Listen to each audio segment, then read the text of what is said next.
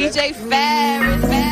The Chicago, nigga. It's the real one. Hit me. Only one is pulling shit the fuck up.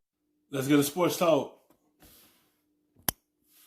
Rankings that we've been doing, and Ezekiel Elliott is part of a loaded Cowboys team that has the best roster in the NFC East according to Pro Football Focus rankings. The Eagles joined the Cowboys in the top 10. Both the Giants and Washington rank among the bottom 6 in the league. So let's continue having the fun with this here. I got Neek, I got Tim Hasselbeck, and I got Graziano. And Tim, I will start with you. Which team has the better roster in your mind, Dallas or Philly? Well, I think they're really comparable, Greeny. You can certainly look to certain areas and say, oh, look, Dallas is better at running back. They're better at offensive line. You can find those areas. But for me, it's actually the Philadelphia Eagles. You look at them, I think they have the better quarterback. I understand that, that gets kind of heated on this show talking about those quarterbacks, but I do believe they have the better quarterback. I think you look at their wide receiver position, their tight end position, they are absolutely loaded on the defensive line. It's just the only thing with the Eagles is injuries. That's the only thing, because their roster is very good. Alshon Jeffrey needs to stay healthy. Deshaun Jackson needs to stay healthy. Aguilar needs to stay healthy. Especially Carson Wentz. He needs to stay healthy. That's the only way Philadelphia could get back to the top is Carson Wentz is healthy. That's the only thing. If he can stay healthy throughout this whole season and they get back to the playoffs and they just need him to be healthy in the playoffs. That's the only thing that hurts Philadelphia is injuries. With Dallas, they have an amazing roster. They did add on CeeDee Lamb. They got Amari Cooper. They got Gallup. And they got Dak. So, only thing with Dallas is they're inconsistent. That's the only thing about Dallas. They got a good roster, but it's just the inconsistent. That's the only thing we hurting them. That's the only thing. If they could be consistent this season, Dallas would be a good team and could potentially get to the playoffs. But it's up to them to be more consistent. That's the only thing that hurt them. Injuries hurt Philadelphia. Consistent hurt the Cowboys.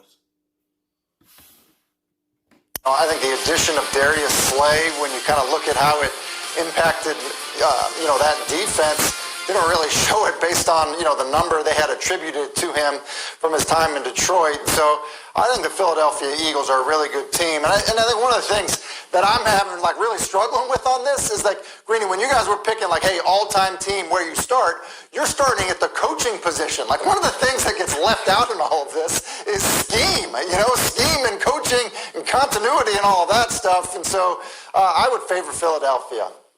Dominique? I already know it. I know you're not going to like that, so go ahead.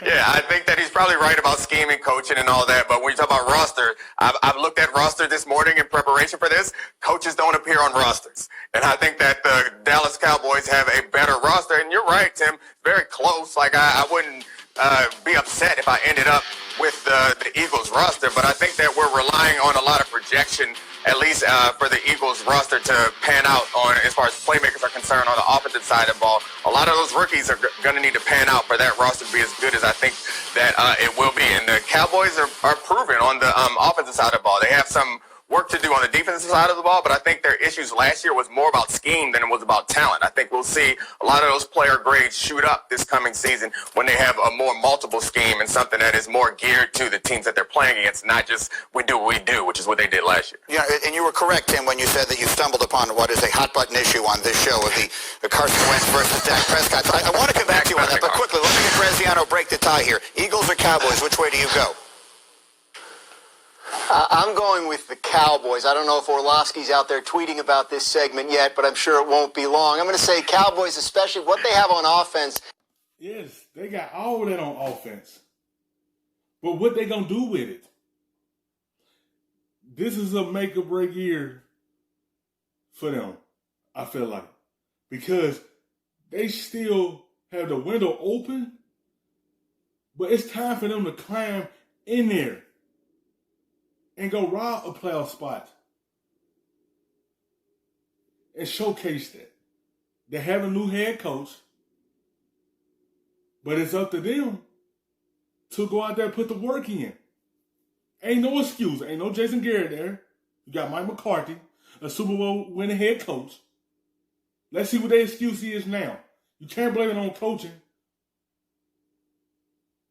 So, it's just them. I know I keep bringing this up. It's just, they not consistent. They got to play better against good teams. We know how they is against subpar teams. But when you play them good teams, they need the same energy how they play them teams below them. I think looks a lot better than what the Eagles have on offense. I do think there are questions on defense. And to the point that both these guys made, you have to respect what Doug Peterson has done the last 2 years in terms of lugging that Eagles team into the playoffs when all appeared lost. So you can't rule that out. But we're talking about rosters. We're talking about players and how it looks on paper. I have to give the edge to the Cowboys. Okay, fair enough. So I do want to come back, though, to Tim Hasselbeck. I've got, 60 unencumbered seconds here that I would like to give to you because you're right. Between Neek and Dan Orlovsky, the Wentz versus Dak fight here is a big deal. You're coming in sort of unbiased in this. Tell me why you favor Wentz over Dak. I think he's more physically gifted. I mean, I think that's the number one thing. Now, I can't say that. Yes. Wentz is a better quarterback than Dak, but what Dak had over him, he's healthy. That's the only thing he had over Carson Wentz, that he's on the field his whole career. Wentz was until that injury with the Rams, against the Rams. That's when his bumps started coming in. That's when you see him getting hurt now. Like, you see him get hurt back to back. Right after that Rams injury against them, then you just see Wentz get hurt like that. That's the only thing that Dak got over him is health and durability. The Eagles only going to be good if Wentz is on the field. Dak is a solid quarterback, but that's one thing you could say he had over Wentz. It's his durability. That's the only thing that hurt Philadelphia when Carson Wentz not on the field. The team ain't the same. That's the only thing he had over his head. He just be on that field. His past 4 years have been better than Dak's 4 years necessarily, because Dak has been healthy, he's been a model of consistency and all of that. I just think when the physical ability of Carson Wentz is really unique, more so than Dak Prescott. And so I think that when you look at that and what kind of the ceiling could be, for Carson Wentz, I think he can end up being a better player. So that's why I'm saying that. In terms of decision making, they both make good decisions. In terms of ability to make throws, they all can make most of the throws. But I think that there's just like another level of athleticism, another level, of arm strength, another level of just, like certain things that, that he can do physically that favor him. And so, look, that doesn't always mean it works out that way. Tom Brady is the most physically gifted guy, but that is why he's my favorite at this stage of their career. He made the argument for me, Grady. Like, you're right. He's physically gifted. He could be great, but he hasn't had a better 4 years than Dak had. That's fine. I agree with you. Yeah. Tim, you're a smart he man. hasn't been healthy, Nick. But if he had been healthy, and listen, that's the key. You're giving Carson the benefit of the doubt that he has not earned. Tim, giving him a benefit of doubt that he has not earned, while Dak been out there earning it since day one. Thank you for watching ESPN on YouTube. For live stream